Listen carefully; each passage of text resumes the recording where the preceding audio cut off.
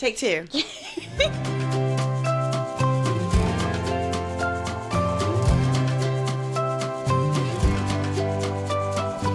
Welcome to the While You Grow podcast with Dr. Courtney Addison and me, Addison Powell, where we will dive into all things pediatrics, occupational therapy, and other important topics around children and development. So, if you are a parent, occupational therapist, student, or just want to learn more about occupational therapy and pediatrics in general, then keep listening. For more information on the podcast and to follow us on social media, take a look in the show notes. Let's get started. Welcome to the While You Grow podcast. Again, I'm Addison Powell. And I'm Dr. Courtney Addison. And today we have Dr. Allie Turner. Yay! Hello, everybody. We've been waiting for this one because we are going to talk about tummy time. Yes, tummy time. But first, I'd like to introduce the famous Dr. Allie Turner. Yes. She is the fieldwork coordinator at Presbyterian College. She also works part-time at ANMED. And she is phenomenal. She is my Kenya buddy. We've been best friends since the beginning of time. Pretty much accurate. I think 100% accurate there. Yes. Yeah. So I'm really thankful to be here today. They asked me to be on this podcast to talk a little bit about my capstone experience, which seems like yesterday and also a long time ago all at the same time. So personally, my background, I've been in outpatient pediatrics, inpatient rehab, acute care pediatrics, acute care neurosurge, and now I still get to work as a PRN therapist in acute care with adults. So I've had a good experience, and I'm very thankful and humbled to not just be here at PC, but also to be on this podcast today. So thank you all for having me. Yes, of course. Tell us a little bit about your lovely family.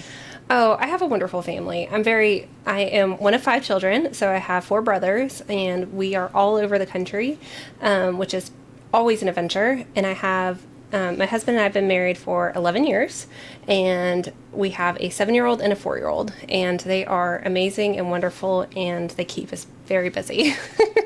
They're the cutest. They are the cutest. Super cute. But why don't you start by explaining to our listeners, for those who may not know, what is tummy time? Why is it important? That's a great question. So tummy time, just a little bit of background. So tummy time didn't used to be a concept in general until about 1992 when they had the Back to Sleep campaign. So the American Academy of Pediatrics started encouraging parents to put their kids back on their back to sleep, trying to reduce the rate of SIDS in infants, which is very important. But that started showing some developmental milestones in children, and they weren't crawling as early, they weren't getting onto their bellies. So it was in 2001 we had the Prone to Play campaign that really started coming around, where therapists are starting to petition and really encourage people to put their babies on their belly so that they can develop. So tummy time, as its most basic explanation, is putting a baby in prone or on their belly to play. It's just a great foundational concept for developing so many different motor and sensory systems in the body. Absolutely. So what really motivated you to pick this as your capstone? Why was tummy time something that you decided to put so much time into educating OTs, parents, caregivers? This So in my work in both outpatient and inpatient pediatrics, I found that people were missing this opportunity for education. We have this target audience, especially when they're inpatient, of time that we could be providing developmental education. So I noticed that we had more complex kiddos. I worked at a hospital, even an outpatient, that had the most complex, unique diagnoses, and parents were very fearful of the tummy time experience. And I noticed that again when I was inpatient, and it just kept sticking with me that I have an opportunity here. I have a target audience. Why don't I work with them on seeing how I can provide them small bits of education to make this an opportunity for their child to be able to better reach this milestone? Definitely. And I guess go in maybe a little bit to you kind of talked about when those kids weren't on their tummy, where they were seeing some issues with development and their milestones. Talk about the other developmental benefits of tummy time. Absolutely. So There are a lot. So Oh, yeah. we really grow. So we start developing our vestibular system very early, and our proprioception, our visual motor system. So for those listening right now, we really want to think about how we are positioned in utero. So when you're in utero and you have like you're moving within that fluid sac, your body is moving, it's consistently rotating. We're getting the input from our mother's womb, like from the external environment. And then we're born, and then the environment totally changes. So we're having to adjust this whole new plane. So when we put an infant on their belly, we're really starting to help them develop a more mature vestibular system. We're really kind of helping them understand like how to strengthen those extensor muscles of their trunk, and then also starting to interact with their environment, and they start to gain that control. This is also foundational for crawling, which so it's out of favor for the American Academy of Pediatrics, and they push back all their milestones. But for us, they haven't changed. So therapists, we're going to continue to want to work on those milestones early. We want to work on rolling. We want to work on hand-to-mouth coordination. We want to work on foundational skills for crawling. We also want to be able to have those reflexes, those primitive reflexes integrated too. The ATNR, your TLR, and your MORO, typically really well integrated by just incorporating tummy time experiences. Yeah, definitely. And I guess we can kind of go into like the specifics of tummy time a little bit for parents who don't know. When should they start tummy time? How long should it be? And those types of things. I think this becomes a very sensitive topic for so many, because I really have more respect for this as after being a therapist, then becoming a mom and having to do this on my own. And I have wonderful children, and I don't therapy them at all because that's not who they are. But recognizing too how much emotion too there is in that motherhood journey, in the parenthood journey. And so if you see your child crying when they're doing something, your immediate response is to pull them out of it. So when we're going to use the therapy word, it depends. Yeah. Yes. Well, we want to encourage as much as possible, as often as possible. But recognizing, too, we want this to be a positive experience. One of my certifications is an infant massage, and so it's all about bonding and that nurturing thing. I think tummy time in itself should be part of that play and development, but also a nurturing experience for both the caregiver and the child. And if your child is screaming, you're not inclined to do it. So we can modify the activity or modify how we move into that activity to make it more tolerable. And I say start with 10 seconds.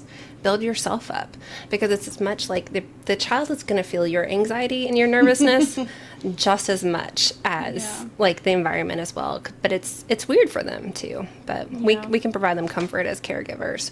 So if you can get to that, progress to like 10 minutes a day, 20 minutes a day, and then eventually you're hopefully going to get your child to be as more independent with supervision, please, not unattended, so that we can build the strength in their trunk, build those cervical extensors, really kind of help those foundational skills for like being able to sit, stand, and integrate those reflexes. Yeah, definitely. Yeah, definitely. I think so too. What's your advice for OTs? And maybe we have some OT students or new OTs out there that want to work in pediatrics and may not have kids yet, or may hope to have kids, or may not. And what would be your advice on working with some of those complex kiddos in terms of like positioning and strategies for kiddos that, I hate using the word typical develop, but may atypically develop more? Absolutely. So I think that's going to be my word today. Absolutely. That's totally fine. Of course. As we're kind of entering our practice, we're going to find the things that we gravitate towards. I loved working with infants. I always have. But even the neonates that I worked with, they were older neonates. So they were term, but they had neonatal abstinence syndrome. So I would work with those families too on tummy time in the more complex setting. But I also had kids with G-tubes, working on once somebody has been cleared from their sternal precautions post-cabbage, like working with those children on how do we like prop, how do we protect the incision once they're healed. Of course, we want to make sure we have their precautions, of course. And then once for like a peg tube and stuff, once it's patent, once it's intact, you can put them in prone. You want to make sure they're not irritating that site. So really the advice is just get started and get information. So if you're a new graduate listening to this podcast, ask somebody for help, because are going to find mentorship within your communities. And the other thing I really want to encourage people is don't think that you have to meet a certain number to be successful. I think that so many people are scared away from like, oh, well, I have to do 3 minutes. I need to do 3 minutes. Yeah. No, you don't. So, and then you can modify like how you do it. So definitely. And maybe we can even talk about a little, you kind of demonstrated like holding. Oh, yes. For those who listen, like holding them on you. But tummy time can look different. Like, absolutely. I think a lot of people immediately go to, they're on their belly on the floor. But right. Tummy time can also look a little different. It can be, and correct me if I'm wrong, like holding them in that position and just correct. Getting them like off the back of their head. Because that's the major concern with no tummy time is that they'll get a flat head. Yeah, plagiocephaly is definitely a concern, so that flat head. But you have to work within what's going to be best for you. Yeah. And you're working on that too. I know we may have already talked about this with some other of your guests on the show, but attunement. We want to have that connection between the parent and child dyad. We really want to create that. So if the child can see your face, that is a comfort to them, and a comfort you too, because you get that connection. Like, so even when they're little and they're, passing gas and smiling, the parents respond, and it's positive because they're smiling and we're engaging, and it's great. So if we can start with even just laying them on our chest and slowly recline ourselves down too, it can help work on strengthening those neck extensors, but you still have that engagement. Mm-hmm. You can even put them supervised on an elevated surface like your couch, for example, and be face to face with them, or even get down on the floor if you're able to. And not all new moms are able to because of like post pregnancy concerns, whether it be nursing related or they had a cesarean section or if they have their own stitches or other concerns as well. Yeah. But just getting face to face too can really engage your infant. Yeah. So that's a major focus of OT is involving it in play. So yes. It doesn't seem like work, but you're part of their development and their main occupation is play.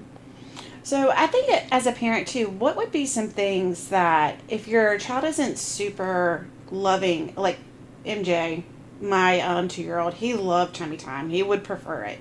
But I have seen other kiddos out there that don't prefer. What are reasons why they don't prefer? And then what are some strategies to kind of combat some of the non-preference for tummy time? So just last week here at PC, we had Baby Day. So yes. I got to be helpful with that. And that was really great. And I got to answer some of those questions. And I think often what we do is we take the baby and we pick him up and we put him flat down. And that's going to go ahead and startle us because that activates our moral response. So we're already on edge. Our nervous system is already dysregulated.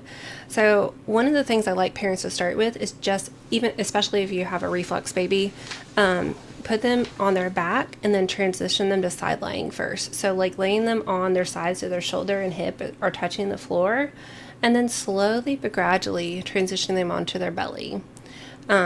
And then kind of thinking about, you can use toys. Really, honestly, anything you have in your kitchen is fine because they'll find that incredibly fascinating. Tupperware and spoons are better than any rattle that we have on the market.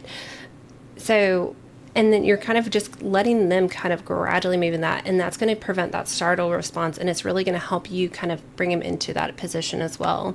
I also encourage like water play. Like if we love water, let them splash, let them see it, let them see a mirror, let them see themselves. Black and white colored books, like the little child books that you have that have the different patterns, those create good contrast and they're very interesting. Great for infant development. Another thing too, they have some really funky tummy time toys. Let's be honest. What is that crab that MJ had? Oh yeah. Yeah, MJ had this crab, and it would just like walk around. My kids did not have a crab, and I'm very sad for it because I feel like Kate would love it. Yes. She 100% would, but it doesn't have to be a dog and pony show. Yeah. It doesn't, but it can be stuff that you have, and like playing music and sing with them and play with them, because if you're relaxed, they're gonna relax too. Mm-hmm. But the biggest piece is for when they're starting to get agitated. So infants give us cues of like arching, and they kind of start moving into that nurturing, non-nutritive suck motion, and they start kind of use small signs before they become agitated. That's the time to pause the activity and put them back, and then re-engage them when they're ready. So they're giving you those warning signs early, and then putting them back later. Mm-hmm. So one theme of our podcast that we've noticed, now we're on episode 9, right? Wow, Yes. that's Yes. so exciting. I know. We're almost at 10. And you've kind of alluded to this already, but meeting the kid and the parent where they're at. Can you explain that a little bit, or how this would apply to the tummy? That should have been the name of our podcast. What? Meeting where they're at. Well, but it's our motto. It is I our think motto. I changed it into our bio. I changed our bio like it. to say Oh. that, I think. we have a new mission and motto. Yes. Meet them where they're at. How does that kind of play into tummy time? I feel like it's just kind of through and through with occupational therapists in general, if we're doing it well, is that we're meeting people like with their needs, with their expectations, with their struggles. Like, so for the moms out there who are struggling with nursing, I had a little one who did not take a bottle, and I would nurse all night. And he is wonderful and 7 now. He's fine. So we all made it. We may have been a little crazy at the time, but I wasn't receiving information well at that time. So piecemealing that to like, for anything that I received, like, especially for, he had a tongue and lip revision, I needed small bits of information. I needed something tangible. That was what I needed that time. So having open conversations, not making it an inquisition, but making it a conversation just like we're having now. Like, where can I meet you and what you need? And as a young therapist, I was enthusiastic to give 30 minutes of a home program. And I'm like, what was I thinking? That was too much. Yeah. Maybe 5 minutes a day is what people can handle and put into their routine. And recognize, and that's why we emphasize so much about the occupational profile. We really want to talk about the schedule for the day. How can we fit these changes into someone's routine and schedule? It's all about finding what's going to work well for them and making those sustainable changes for them. So tummy time fits in that mold too. If mom is off racing all day, so one of my good friends, like, they commute over an hour to work, they just have a little bit of time in the evening, and when tummy time was stressful, it was stressful that was it. That was the only time they got to spend with their kid. So working with them on like, okay, so we did like Superman babies where they flew him around the room and he still worked on that strengthening that way, because they needed to bond with them. They needed that more than they needed him on the floor. And that's really important too. So we got to make sure, because it's so important for that dyad with those parents and their children to really bond. Very important. I hope I answered that question. Absolutely. Yeah. I think one of the things too, especially going through with MJ, I remember walking into my daycare and just flipping him on his stomach, and the caregiver there was like, "Oh no, he's only," I don't remember how many months. Like he's not ready for it. I'm like, he's definitely ready for that. I think there's a lot of misconceptions out there that tummy time, it's different for everybody. So education is very, very important for that. One of the things that I'd like for you to discuss is how can tummy time be used for, say, some of our adolescents and teenagers? Talk about the benefit of that, because I think tummy time is usually associated with just our little babies that we love so much. But why is tummy time could it be beneficial for our older kids? And I'm going to even stretch that. I use that with my adult patients too when I can. I'm not going to lie. When I have them in inpatient rehab, because what we can do is it provides great, almost a reset to your body. By placing someone in prone, we provide like that stretch and strength, and we improve that writing response. And then if we can get people to push up with their bilateral upper extremities, if for like an adolescent who might be struggling with an unintegrated TLR, they might also be struggling with visual motor coordination. You might see that in their poor reading. They might have concerns with that too. We can work on bilateral strengthening to then translate into other skills too. Placing someone in prone just improves that writing response. It strengthens their core, which carries over into so many other skills. We work improved intention, improved scanning skills. Being prone was great, and it also feels really good to your body too. But I do it for my T-shirt that says that. Being prone is great. Being prone is great. Olivia Adams, if you're listening, she's our number one T-shirt maker. Yeah. Yep, she she sponsors is. our podcast. No. But it's just wonderful, and I think we all have to step back every now and again and say, hey, maybe I should take a minute and just be at peace. And it causes you to stop, because we don't move into those positions very often once we get out of like our toddler era, if you will. Yes. Am I out of that yet? Are we out of that? Toddler era? I hope so. As a professor of occupational therapy, I would say no. I I'm teasing. No, but we all need to remember too, like development and all these things we learn in pediatrics is not just for infants and for toddlers. It's across the lifespan, and we can always use these skills in other areas. If you're stuck, try something different. So pull out of your toolbox. Oh yeah, definitely. And would you say, are there any major like red flags you would look out for in terms of maybe tummy time with kids or even adolescents, adults? So as you're working with a kiddo, and this is anybody, working on seeing if we're getting towards development. So not everybody's going to meet milestones in the same way. And I think that that's a common misconception. And I feel very fortunate. My college roommates and I all had babies within a year. It was not planned. It was super fun. But we all parent differently. But we had made a pact early on. We don't compare. Because, you know, Luke started walking at 11 months, but Melly started walking, I think, at like 10 months. And, you know, just so on and so forth. But it was not a comparison game because our kids are going to meet their milestones when they're ready. So paying attention to, are they continuing to make progress? So if you're using tummy time as a marker, are they able to then prop on both arms? Are they then able to reach outside of their base of support? Are they starting to lift their head more consistently and turn it left, right? Are they starting to progress? Because you can do tummy time as early as day one of having, like they do chest to chest or kangaroo care early in the hospital. And that is considered tummy time even at that early age. They can do it, but it looks different. And is it progressing? Are we gaining more skills? So for the parent who's wondering, so we're meeting this, but we notice like they're not progressing towards, they're not getting stronger with it, or it's continuing to be a problem, because there could be some underlying sensory issues going on, or there could be some vestibular issues that we need to address as occupational therapists in the clinic, and we're happy to help you with that. That's what we're here for. Right. So Definitely. at any age, really. Any age, 0 to 100. Your OT's there for you. Oh yeah, I mean, and I saw that when I was in the hospital. Like my youngest, talking about like that 0 to 100. My youngest patient I saw was 10 days old, and my oldest was like 98. That's a great span. It really was. But I like that we got to see all that. Yes, I do too. So I know when your capstone came out, I remember discussing this with you, and there's not a lot of level 1 data out there about tummy time. What can we do as OTs to push that, and why is it needed so much? Well, the biggest issue that I found, and again, this is from when I did my capstone, right? So, so keep that in mind. I think as occupational therapists, we're really terrible about writing down what we're doing.